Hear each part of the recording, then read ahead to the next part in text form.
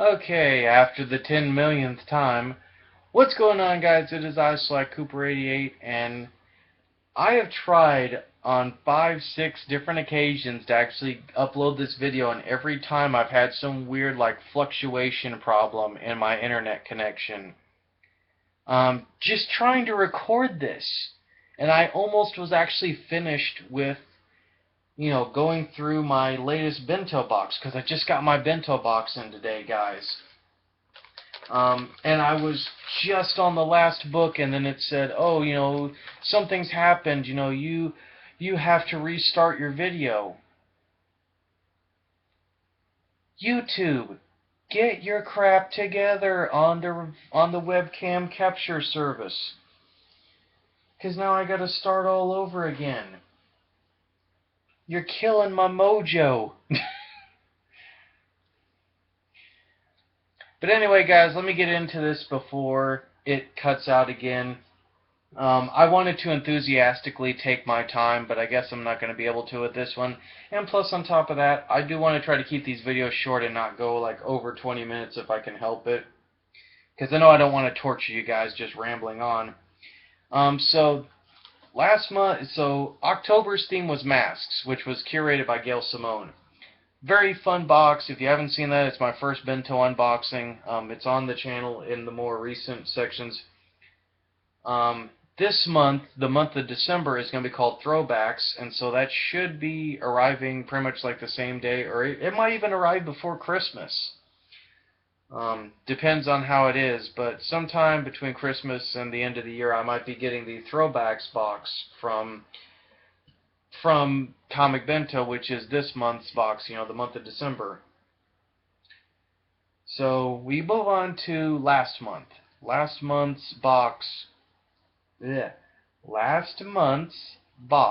which is the one that I got in front of me, Turkey Day, November, is called Button Mashers. And I'm excited to actually, show you guys these books because I'm a big gamer. I love games, guys. I grew up on, like Sega and, like the Sega Genesis. I grew up on Super Nintendo. I grew up a little bit on classic Nintendo. So, video games are very much ingrained into my geeky/nerdy core. I especially love watching, Let's Plays and stuff like Markiplier, Jacksepticeye, Game Grumps, which, ironically, I have Game Grumps on my TV at the moment. I'm not going to show it on my TV. But I have a Game Grumps episode paused right now where they're playing Super Mario Maker. Just so I can get this out the way, get this review out of here. Review/unboxing, kind of, sort of. But I want to show you guys this.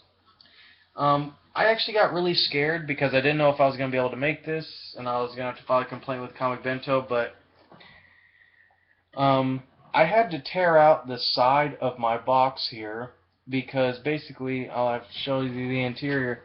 The side of the box was so bent and punched in from where it got tossed around the mailroom that I wasn't sure if I was going to be able to get the top out, so I had to kind of rip the side out a little bit just to get the the bag and board and stuff out, and check the books, make sure the books weren't damaged, which the books are fine.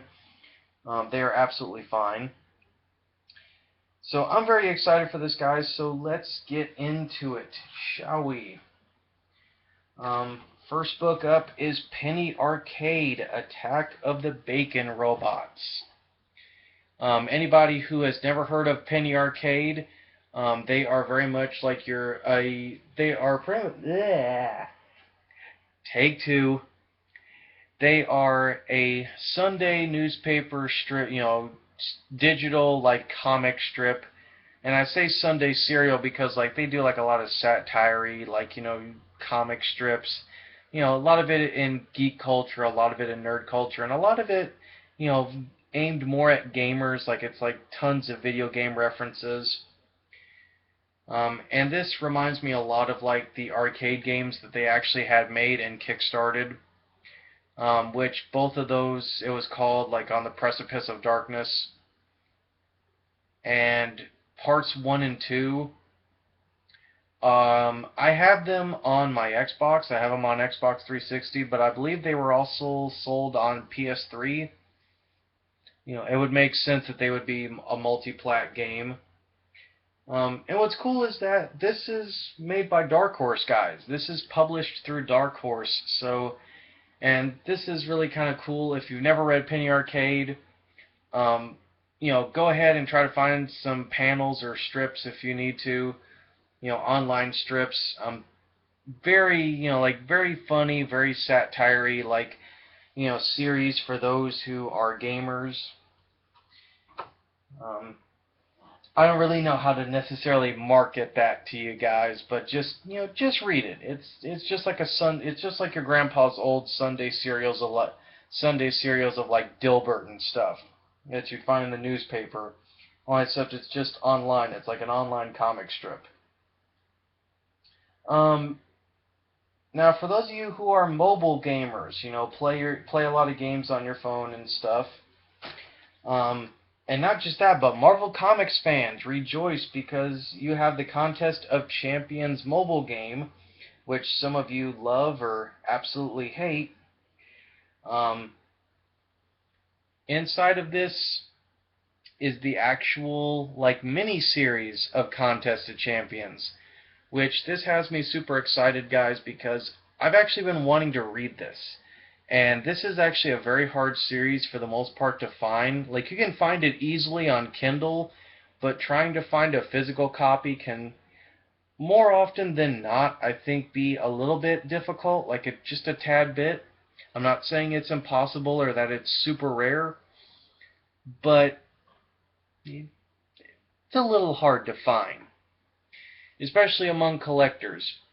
But luckily, I'm not into getting singular issues and stuff like that, but this still does kind of actually make me happy. Because I've been wanting to actually read this storyline, and I'm pretty sure I actually have this storyline on Kindle. I'll have to double check. But nevertheless, guys, I'm still excited to read this, because, I mean, takes the same concept from the mobile game. The mobile game actually got inspiration from this event, which is, it's like, yeah, the heroes and villains of the Marvel Universe, the entire Marvel Universe, pretty much all fight each other. They, you know, heroes, villains, nobody's a friend or an ally. Everybody just fights each other for the fate of Earth. You know, all the while the Grand Master is entertained. And for those of you that aren't savvy in comic lore, the Grand Master is one of the immortal beings of the universe in the Marvel Comics universe. Think of him as like a really effed up, like, game show host. Although then again, there's an assassin in the Marvel Universe called Arcade. You would think, and don't get me wrong, I like that they had Contest of Champions, but now that I think about it, if they really wanted to go with a video game theme, kind of sorts, or like a game theme, I probably would have gone with something that involved, you know, the Marvel villain, you know, Arcade and his, you know, murder world, like, thing. You know, especially since the recent Avengers AI, or whatever it was called, actually took place in virtual reality. That's neither here nor there. The third one, guys, I am excited for, and especially because it involves a book from Miss Gail Simone. And, of course, those of you that know about it, those of you that don't, Gail Simone alongside, and I'm going to horribly butcher her first name, and I'm going to feel bad for doing so, but Nicolas Daniel Selma. Miss Selma, for those of you who don't know, was the head writer on the recent reboot for this gaming icon. Guys, the irony, you know, the irony is not lost on me, guys, that I actually not only love the reboot of, you know, Tomb Raider. Yeah, most of you classic Tomb Raider fans can probably crucify me for making that statement, but I'm sorry. I like classic Tomb Raider for what it is, but I love the reboot better because, I'm sorry, I can dig this Laura better than the preppy, you know, like, I don't even know what to call it. Oh, sorry about that. like the preppy, stereotypical, like, adventure Laura Croft. No, I like this Laura better because she's down to earth, she's more relatable, and her struggles, they're real. They're a little bit more realistic. Um, but yeah, Gail Simone and Miss, you know, Nicolas Selma. And Miss Selma was actually the head writer for the game, too. So you got one of the best females in comics, and you got, the lead writer on the rebooted franchise, all actually, both of them working together to Laura to bringing Laura to life. And for those of you that don't know, Season of the Witch here, or at least like this entire story arc, this takes place after the first game. So this is like post, like first Tomb Raider. So this is after her and the rest of the crew that survived the Endurance, spoiler alert, at the end of the first Tomb Raider. This is kind of Laura's journey leading to Rise of the Tomb Raider. And or rather, this leads to Rise of the Tomb Raider, but it's like still way before that. Like this is, like basically this book takes place just fresh after they get off the island of Yamatai in Tomb Raider. Just to give those of you that have played and beaten the first Tomb Raider like an idea of where this book picks up at. So I'm excited to read that, and I'm even more excited because I had actually wanted to get that book, and I decided against it because I was trying to book balance and try to budget and all that stuff, especially when Baltimore Comic-Con was around this year. So I mean, it's fate has a fate, and I say this literally, fate has a funny irony as of late this year of bringing me stuff that I had thought about or meeting people that I had wanted to meet but didn't get the chance to. And this is another perfect example. Like, I've been wanting to check out, this book, and definitely gonna let Gail Simone know, that I actually, loved it. And everybody's like, "Oh, you haven't even read the book yet." Even if I don't even need to necessarily read it to know that, Gail brought her A game to this. Now, the last one, guys, the last one I saved for last, because true gamers are going to love this. And I don't mean that in a snooty way, but just like true gamers, like people that love games, breathe games, etc., so forth, or love like iconic characters, like true iconic characters. Guys, a dream team happened, and believe it or not, Archie Comics produced this. And I'm not gonna lie, was never a fan of Archie, but as of late, I've started becoming a fan of Archie. It's the classic, hater turned into a fan thing with me when it comes to Archie. Because I'm starting to love what Archie Comics is doing, and guys, it's the first volume of this crossover, and I'm not gonna lie, I'm excited because for the first time ever in an epic crossover event, you never thought that these two characters could cross over, and I'm really nervous but really excited to read this, because worlds, guys, will collide. Yes, worlds will absolutely collide with this, because for the first time, Sega is going to meet Capcom in this, in the fact that Capcom's Blue Bomber is going to be crossing over with, with Sega's chili dog eating super fast, gotta go fast. As much as I hate to use that coin of phrase, with Sega's favorite chili dog eating, super fast, super speed running blue hedgehog. And that was a tongue twister to try to get out. But yeah, guys, Sonic the Hedgehog and Mega Man Worlds Collide Volume 1 Kindred Spirits. Guys, to say that I saved the best for last in terms of, a gaming box is an understatement. Because believe it or not, myself, the Mount Vernon kid, my brother in the YouTubers core, Mount Vernon kid, and all of those of us that are gamers, when we actually heard about this originally, I didn't even know it was Archie Comics, but I just heard that, yeah, they were gonna, cross over Mega Man with, Sonic, and I just kind of like blew it off until I started seeing the single issues for this on newsstands, and I started reading, and I read through an issue or two, and I thought it was a little bit too weird. I dismissed it a little bit too quickly, but then I started rereading when they were starting to release new issues and all that stuff, and I was like, if this ever comes to trade, I actually want to get this. Once again, Fate has a funny irony of delivering stuff to me or having me meet people, because now the entire first act, the entire first volume of this epic crossover is now in this box.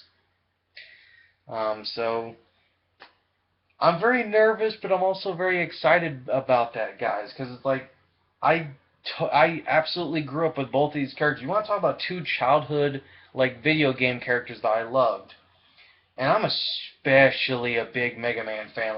I love Mega Man to death almost. Well, not to death, but I grew up on Mega Man, so I know about Mega Man. I've played 1 through.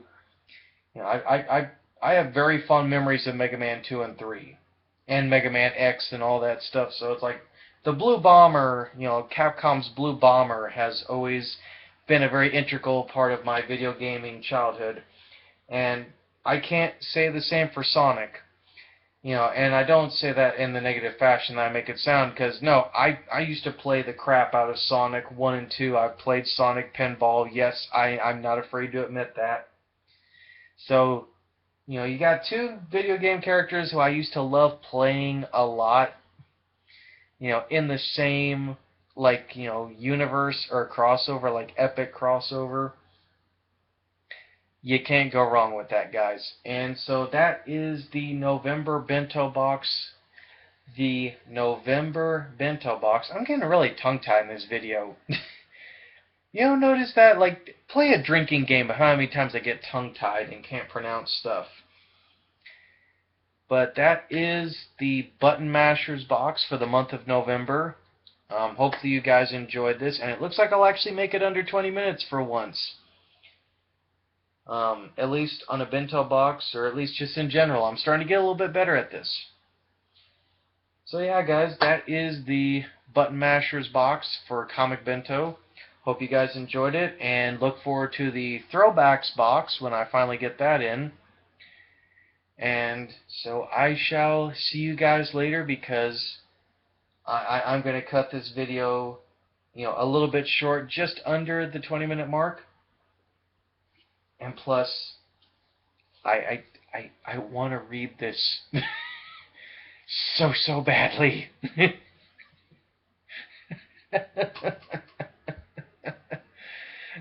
I'll see you guys later.